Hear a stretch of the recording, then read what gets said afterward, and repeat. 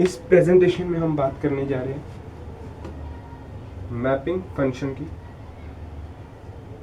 Mapping function, पहले तो हम इसके बारे में थोड़ी बहुत चीज़ें जानेंगे, फिर बात करेंगे, है ना जी। तो मैपिंग फंक्शन से आपको क्या समझ आता है? सबसे पहले तो ये सोचो,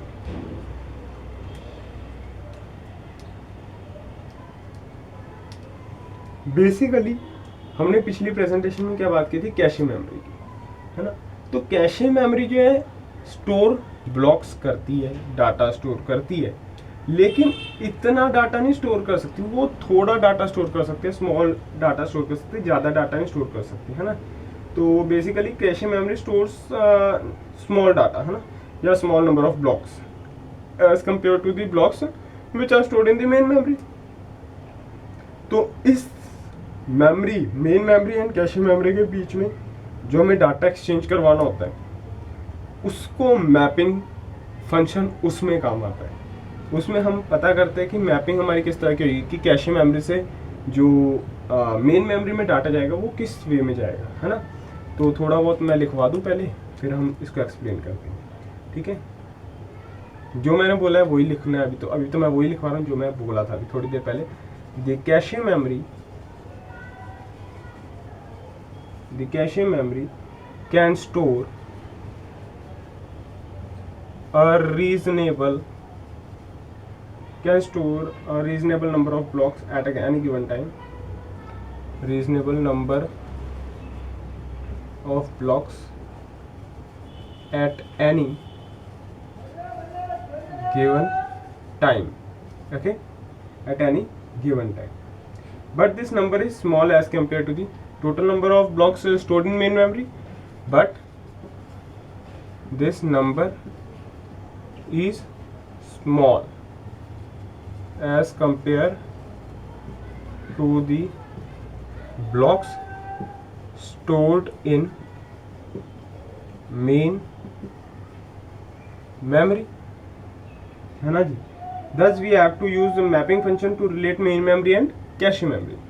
Thus we have to use mapping function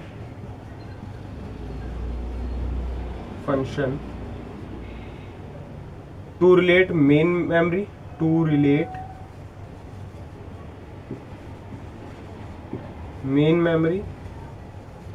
and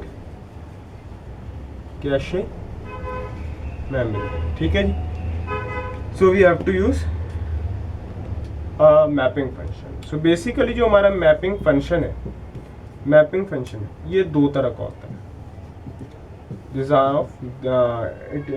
जो होता है दो तरह का होता है। पहला होता है that is my direct mapping.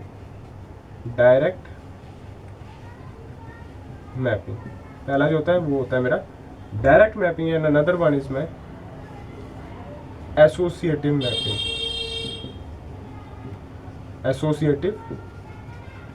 Mapping.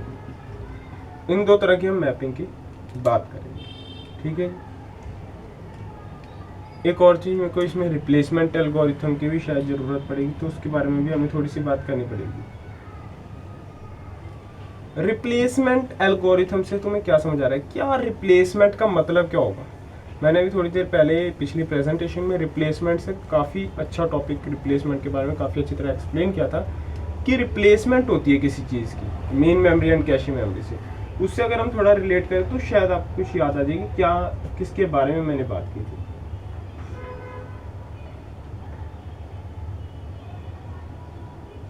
अब रिप्लेसमेंट में ये था कि जब हमारी कैशे फुल हो जाती है, रिप्लेसमेंट एल्गोरिथम में टॉपिक डाल दूं पहले।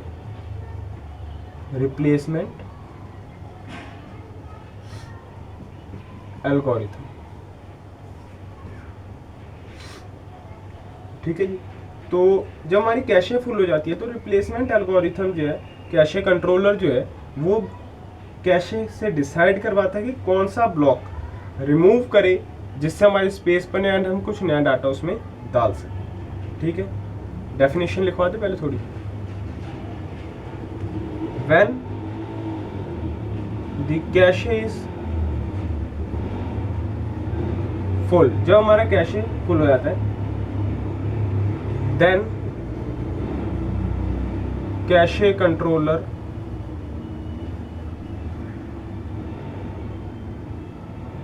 must decide which block is to be removed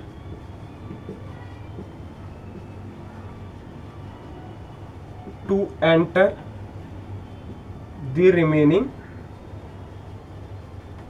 और remaining data या extra data और extra instructions और data, कुछ भी कह लो, ठीक है। तो बेसिकली जो रिप्लेसमेंट एल्गोरिथम है, ये बेसिकली 4 तरह की है। पहली है LRU, that is least recently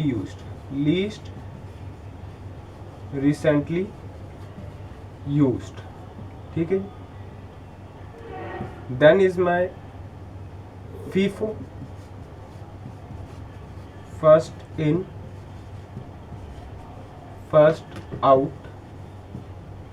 फिर जो आती है मेरी that is LFU, that is least frequently used, ठीक है, frequently used. And last one is my कौन सी होगी, कोई बता सकता है? लास्ट वन जो होगी वो होगी मेरी रैंडम, कोई भी आ जाए भाई, कोई भी आ जाए, ठीक है। तो बेसिकली जो हमारे सिलेबस में है वो सिर्फ 2 तरह की लैंग्वेज है, 2 तरह की एल्गोरिथम है। रिप्लेसमेंट एल्गोरिथम जो है वो LRU एंड FIFO है। हालांकि हम टॉपिक जो है मैपिंग फंक्शन कराए थे, लेकिन उसमें ज़रूरत पड़ेगी, इसलिए मेरे को इस टॉपिक पे आना पड़ा, ठीक है। तो हम LRU एंड FIFO की बात कर लेते हैं।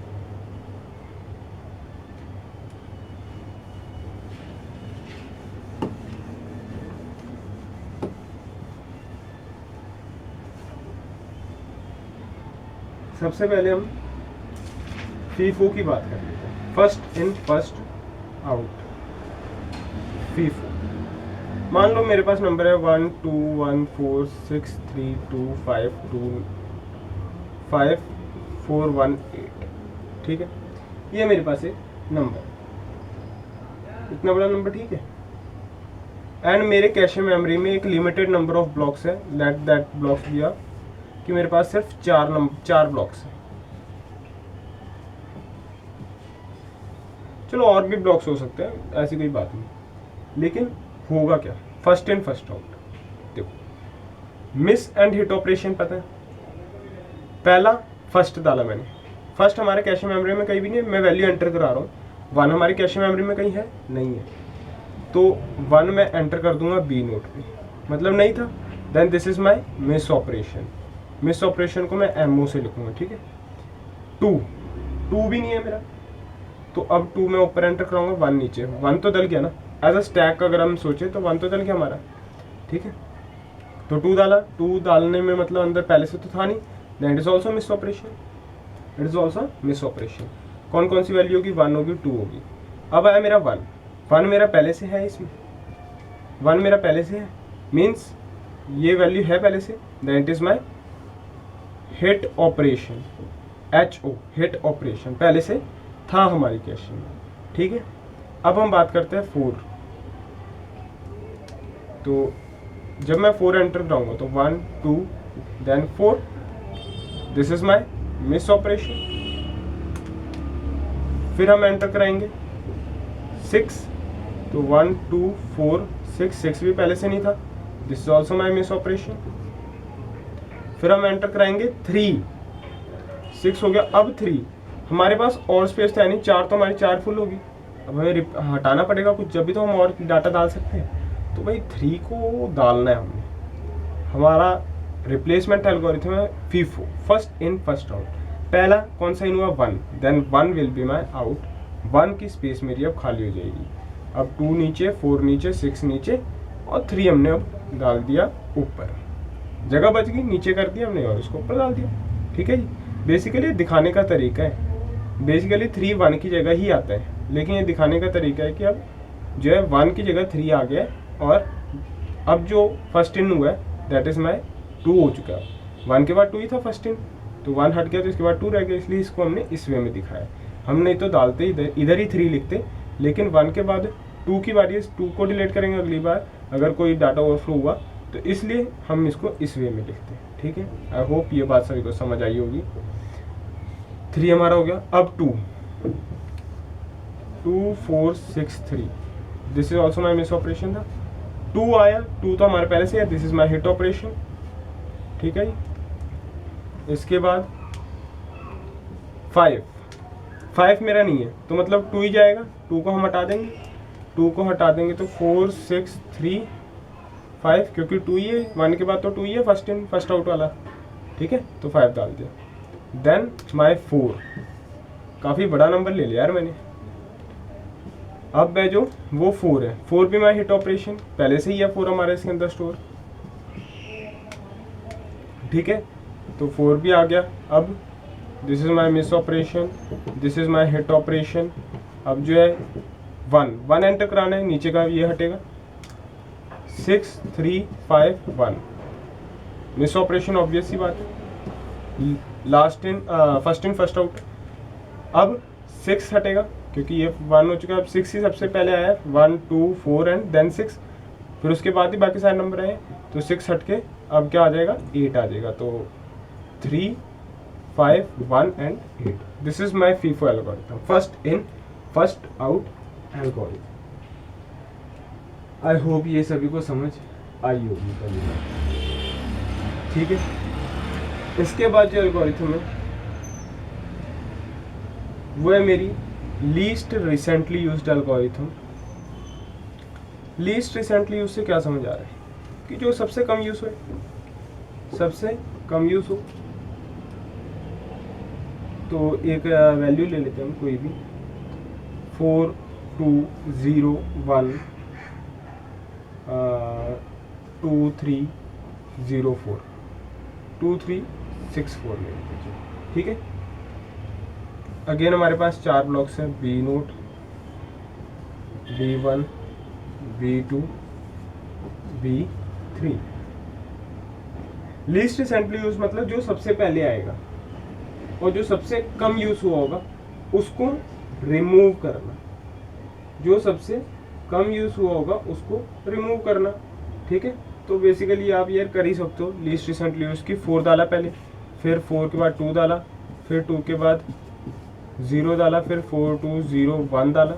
ये तो चारों मिस ऑपरेशन हो गए, ये चारों तो मिस ऑपरेशन हो गए, इसमें तो कोई परेशानी नहीं।